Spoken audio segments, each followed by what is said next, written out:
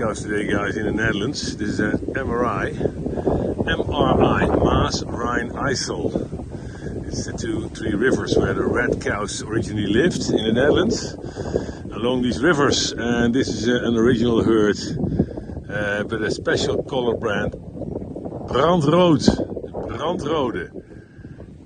Original old Dutch cow with horns, maximum grazing, making milk from grass. So very sustainable and very healthy.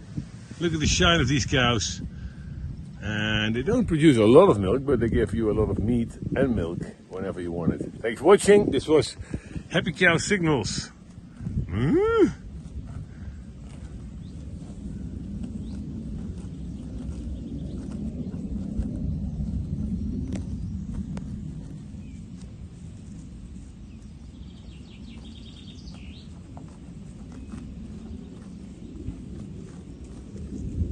Great sound.